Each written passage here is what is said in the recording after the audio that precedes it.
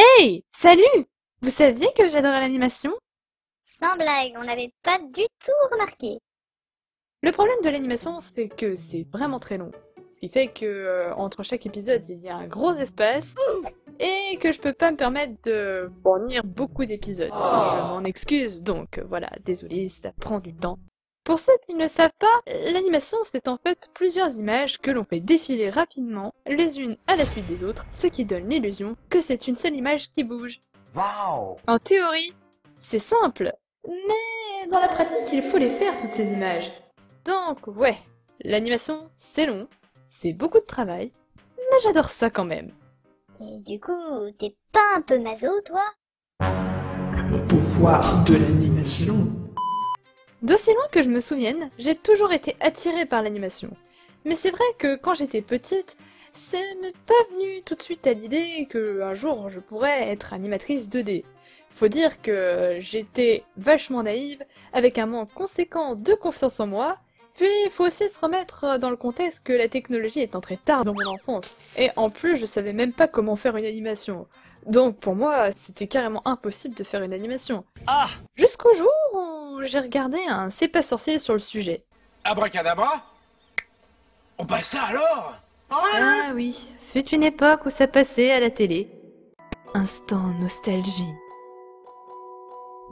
C'était l'instant nostalgie avec Kuroka.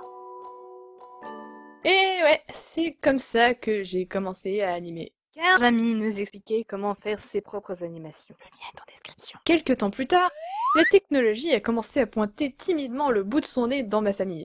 Et c'est donc là que j'ai eu une DS.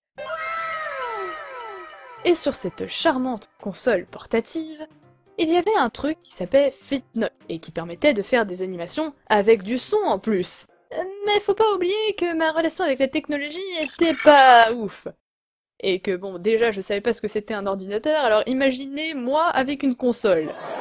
Ce qui s'est passé, c'est que j'ai touché à peu près tous les boutons possibles et imaginables et ça a fait du gros n'importe quoi. Tiens donc, et qu'est-ce que ça fait si je touche ce bouton-là? Finalement au lycée, j'ai commencé à animer beaucoup plus sérieusement.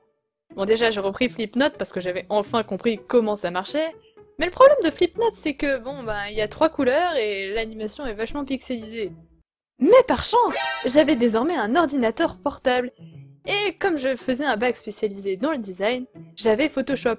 Mais bon, animer sur Photoshop avec une souris, c'est pas, mais alors pas du tout conseillé. Non franchement, c'est une pure galère. Ça marche pas. Ça marche, mais c'est vraiment pas ne le faites pas. Je me suis donc rabattue sur mon téléphone. Bon, d'abord sur des applications de dessin où je faisais le dessin par dessin, enfin bref, c'était aussi une pure galère, et après j'animais ça sur mon ordi. Et finalement, j'ai découvert l'application Flipaclip, qui m'a permis de réaliser les premières animations que vous avez vues sur cette chaîne. Bref, vous le savez sûrement, mais maintenant j'anime sur tablette graphique. Et je trouve que c'est quand même vachement plus agréable de dessiner sur une tablette graphique qu'avec une souris. Alors, c'était la fin de la vidéo, mais avant de vous quitter, j'ai 2-3 choses à dire. Pour commencer, j'ai eu pas mal de retours concernant la qualité du son de mes précédentes vidéos, et je suis d'accord que c'était pas glorieux. En revanche, pour des raisons techniques et économiques, je ne peux pas avoir un meilleur micro pour l'instant. Mais pour cette vidéo, j'ai quand même essayé d'améliorer la qualité du son. Bon, c'est pas incroyable, mais c'est toujours mieux que rien. Ensuite, j'ai fait quelques tests vu que j'ai changé de logiciel de montage, et voilà. Bon, c'était juste pour savoir ce que vous en pensez. Est-ce que c'est mieux ou pas? Sinon, vous connaissez la chanson, vous pouvez vous abonner, mettre un pouce bleu, ça aidera la chaîne à se développer. Et si jamais vous avez des questions sur mes autres projets en plus de mes vidéos YouTube, vous pouvez aller sur Discord, je répondrai à toutes vos questions sans aucun souci.